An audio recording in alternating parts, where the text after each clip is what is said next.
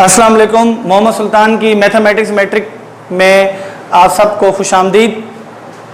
अब देखें हमारा chapter number 15 exercise number 15.1 continue है। अब हम सवाल नंबर 6 सोल्व करने जा रहे हैं जो कि बहुत ही अहम है। और बच्चों इससे पहले वाले सवाल जो हमने सोल्व किए थे उनमें हमें ट्रिग्नोमेट्रिक रेशियो मालूम करनी थी। इस सवाल में हमें ट्रिग्नोमेट्रिक रेशियो दी हुई है, हमको जस्ट फार्मूला पिक करना है कि ये किस फार्मूले के तहत सोल्व हुआ।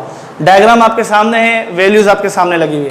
पहला सवाल ये है कि 17/15 आंसर है थीटा के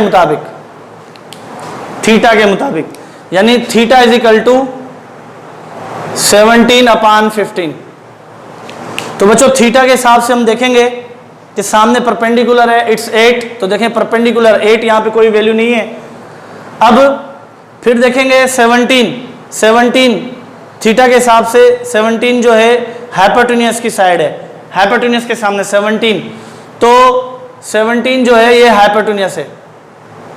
और 15 थीटा के हिसाब से 15 जो है इसका एडजेसेंट साइड है, एडजेसेंट साइड है।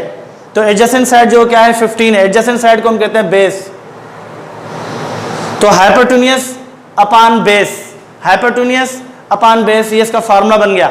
हाइपोटेन्यूस अपान बेस आप देख लें, hypotenuse upon base, hypotenuse upon base it's sec. तो ये फार्मूला क्या बन गया, sec theta it's hypotenuse upon base.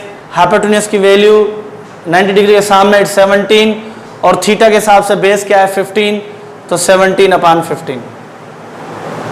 ठीक है बच्चों, इस सवाल में टेंशन की जरूरत नहीं है। सवाल में आंसर आपको गिवन है, सिर्फ आंसर साइड देखते हुए आपको साइडें लिखनी है और फार्मूला जो है वो पिक करना है।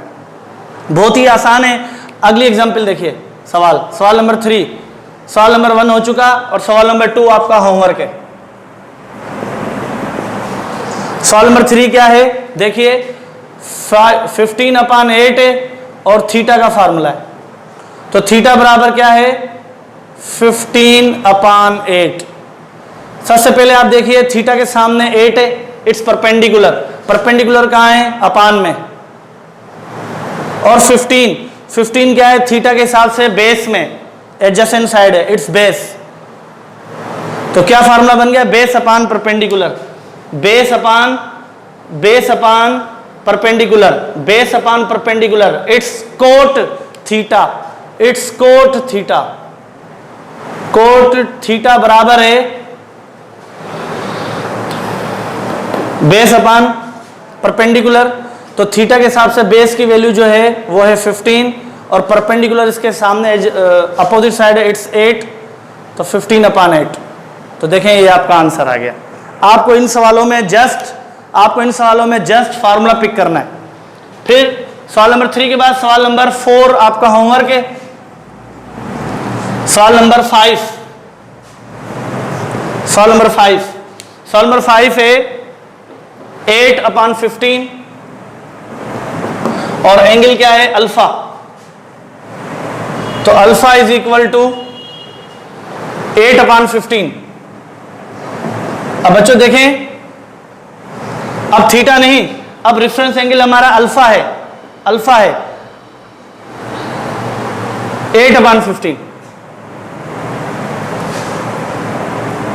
अब देखें बच्चों, अल्फा के मुताबिक 8 इसका एडजेसेंट साइड है, एडजेसेंट साइड होगा तो ये बेस कहलाएगा।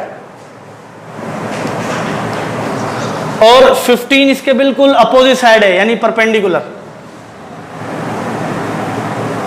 तो base upon perpendicular, base upon perpendicular. तो देख लिए coat alpha base upon perpendicular, alpha के मुताबिक परपेंडिकुलर 15 है जो कि अपान में आएगा, और अल्फा के मुताबिक जो उसका एडजेसेंट साइड है वो 8 है, तो 8 बेस में आएगा, 8/15। ये आपका आंसर हो गया। तो बच्चों इसमें आपको फार्मूले पिक करने हैं। सवाल नंबर 5 के बाद सवाल नंबर 6 से, सवाल नंबर 6 से 17/8 और रेफरेंस एंगल क्या है अल्फा, अल्फा के मुताबिक तो अल्फा इज इक्वल टू सबसे पहले 17 है और फिर 8 है। बच्चों देखें अल्फा के सामने परपेंडिकुलर है 15 कहीं नहीं है, तो परपेंडिकुलर यहां पर नहीं आएगा। 17 जो है 90 डिग्री के सामने है, यानी इट इज हाइपोटेन्यूस, और 8 जो है अल्फा के एडजेसेंट साइड में यानी बेस, तो hypotenuse upon base, hypotenuse upon base, it's sec alpha, it's sec alpha, sec alpha, hypotenuse 90 degree के सामने इट्स 17, और बेस जो है अल्फा के एडजेसेंट साइड में इट्स 8, तो 17 अपॉन 8।